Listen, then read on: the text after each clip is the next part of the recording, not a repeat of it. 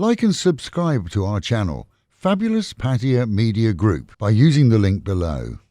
The most senior executive of an online lottery company has been arrested this week with 4 charges to account for, including reselling national lottery tickets for more than the face value.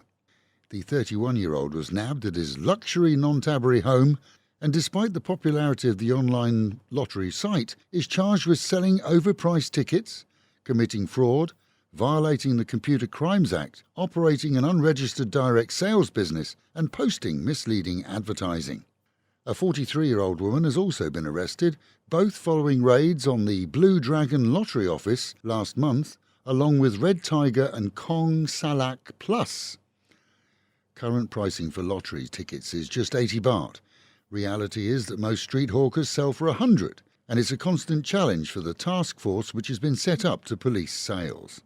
The executive arrested posted bail and was released, telling press that "I insist I'm innocent. I have not committed any wrongdoing."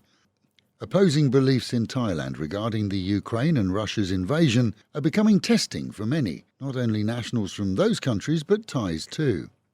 In many cases, some Thais look back on the relationship with Russia dating back to Tsar Nicholas's support for Thailand as it opposed colonialism over 100 years ago, overlooking the fact that the Tsar was murdered by the following communist regime, which since then has caused many issues in the 60s and 70s for Thailand, especially during the Vietnam War era.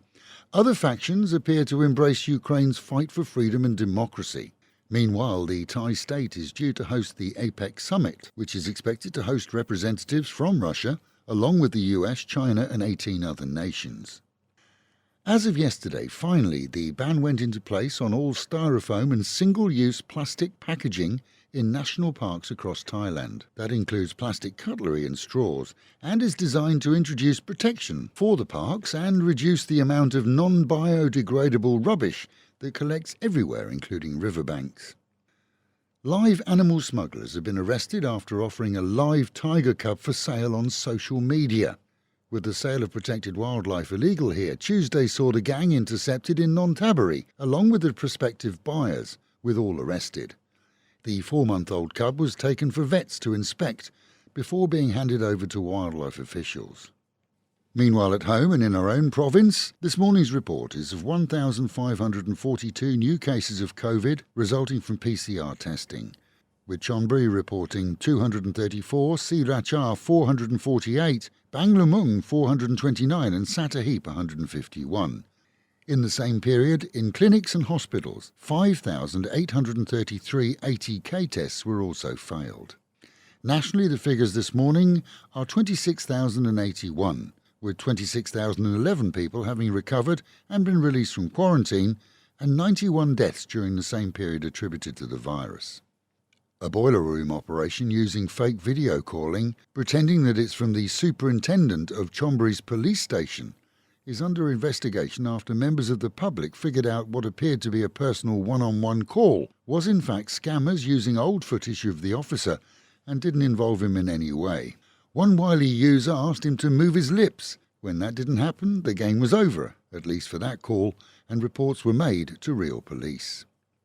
Whatever he'd taken, and no one is quite sure, a young Asian man was arrested by Pattaya police yesterday after swinging a large knife violently towards people in a car parking area on 2nd Road. Officers used a long pole with a hook to take control of the man at the front of the Avenue shopping mall. Once disarmed, he was taken away and expected to be blood tested to establish what caused him to lose his mind.